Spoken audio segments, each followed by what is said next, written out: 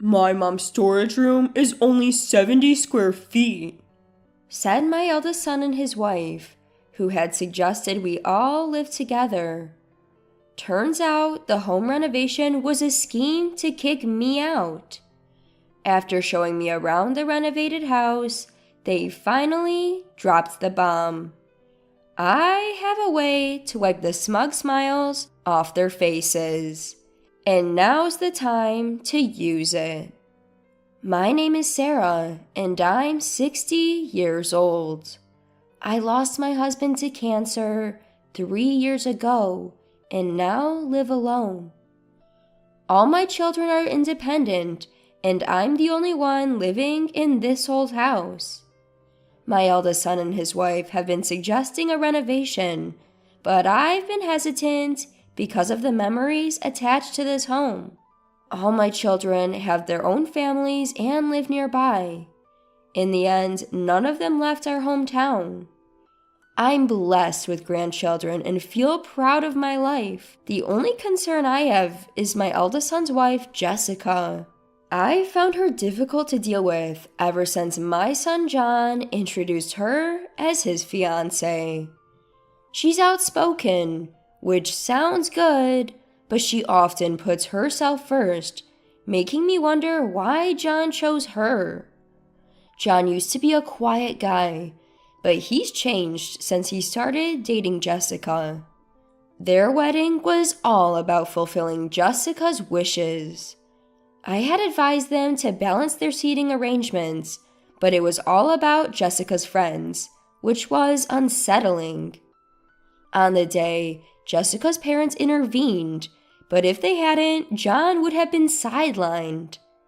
When I asked John about it, he said, "I left the seating to Jessica." "You can't leave everything to others," I advised, especially since they were about to become a married couple. I did give advice, but I felt it was only a matter of time before Jessica took control.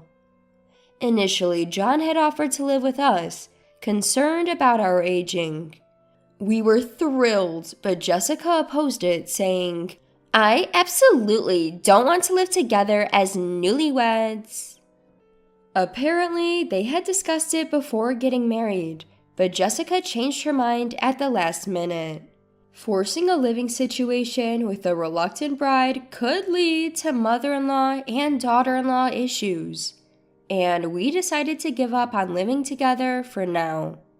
My daughter Emily is also very wary of Jessica. Emily told me she had heard rumors about Jessica's flashy lifestyle during their student days. Jessica is indeed a striking beauty who lights up any room. I laughed off Emily's concerns, thinking they were just rumors born out of jealousy. Emily said, "Just consult me if anything happens." I'm grateful she's always looking out for me. 2 years after my husband passed away, John and his wife made a proposal to me. The time had come to consider living together. The apartment where John and his wife were living was becoming cramped with the arrival of their child. I was happy at the thought of them moving into my spacious but empty house, especially since my husband had passed away. Having my grandchild around would surely liven up my quiet days. I had no reason to oppose my eldest son and his wife's proposal. However, they wanted to renovate the old house before moving in. The plumbing was outdated, and the flooring could use an upgrade for the grandkids. Separate rooms for each child would also become necessary. As I age, I had been thinking about making the house more accessible, so renovating now made sense. "Sure, go ahead and make the place more livable," I agreed.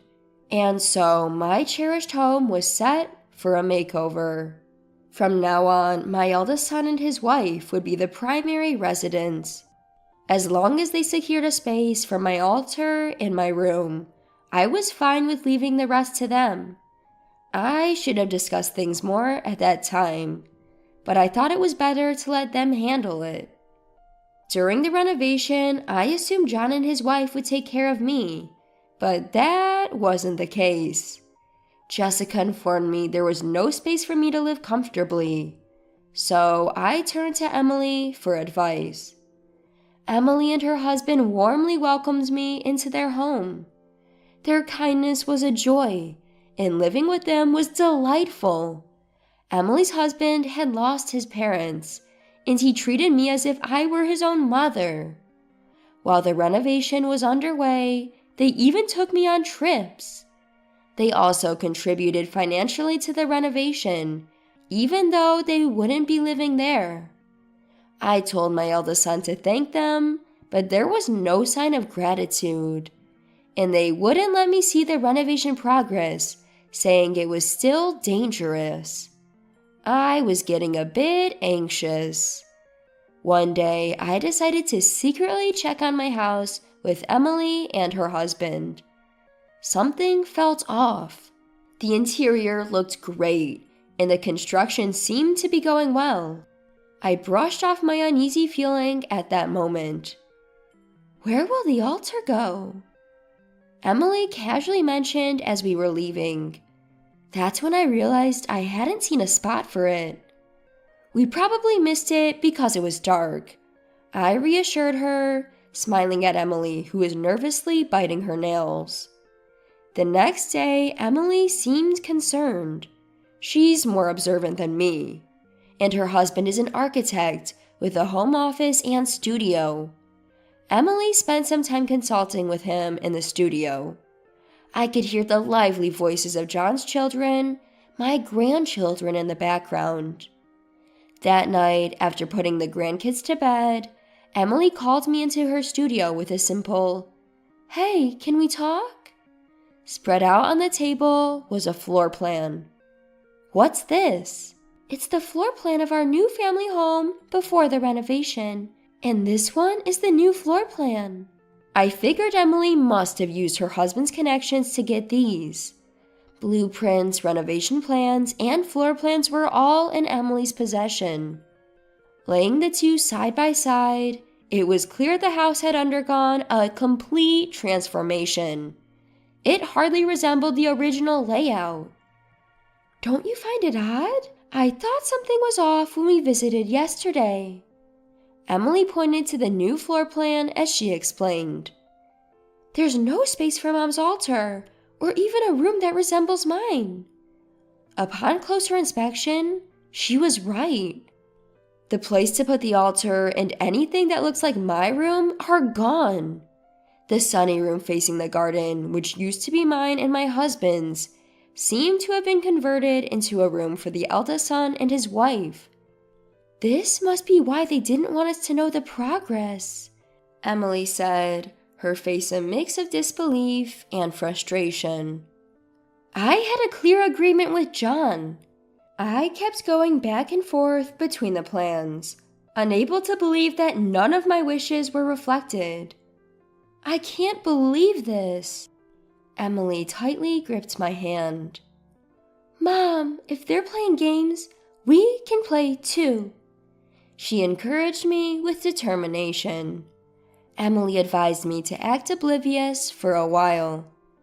It seemed she wanted to give them enough rope to hang themselves. In the meantime, we'd prepare our counter move. Emily's husband had checked with the construction company, and it turned out Jessica was the one mainly pushing the project forward. Apparently, she had been quite demanding, causing headaches for the project manager, and they had told the contractor they'd be living there as a family of 4. Emily was so angry she looked like she was about to confront John and his wife right then and there. I was more stunned than angry, my mind eerily calm. "Mom, the renovation will be complete tomorrow. Come take a look." John's message came about a month after my secret visit to the construction site. It seems the work was finally done. "All right, I'll come with Emily and the others," I responded, pretending to be clueless. They were moving in the next day. Most likely, they'd thrown away most of the stuff we'd left behind. I was just grateful Emily had moved my late husband's keepsakes. The next day, Emily, her husband, and I went to our old home. The exterior hadn't changed much, but it looked like they'd repainted the walls. As we entered the gate, John and his wife came out to greet us.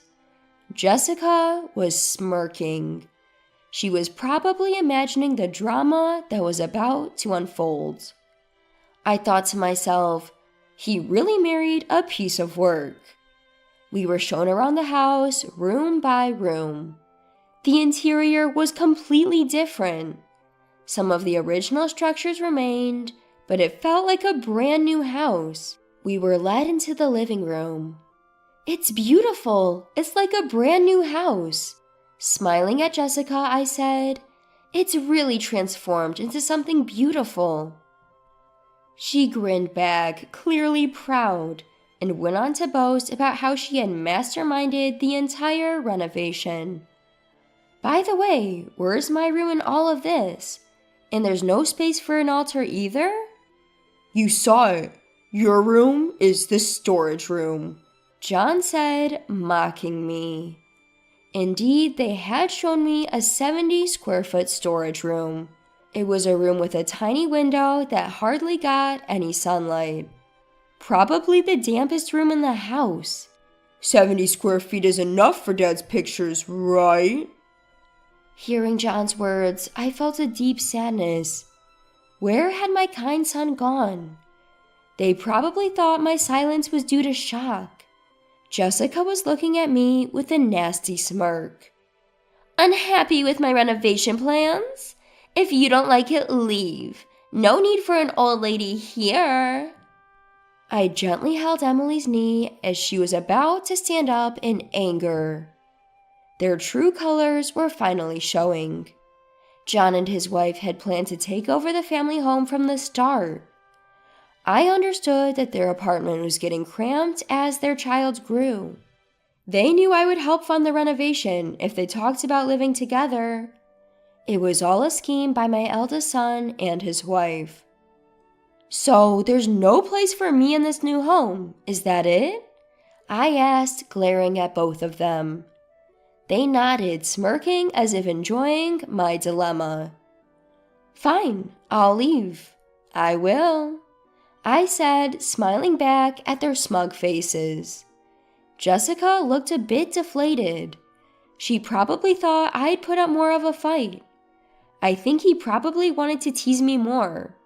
Emily called in someone who had been waiting at a nearby cafe. A man in a well-tailored suit appeared. He shook hands with John and his wife and handed them his business card. It was from a law firm, and they seemed confused. Another man arrived. With everyone present, I spoke again. "I'm leaving, so I'm selling this house," I declared, looking straight at John and his wife. They were both stunned. We had anticipated this, and had prepared our countermove long ago.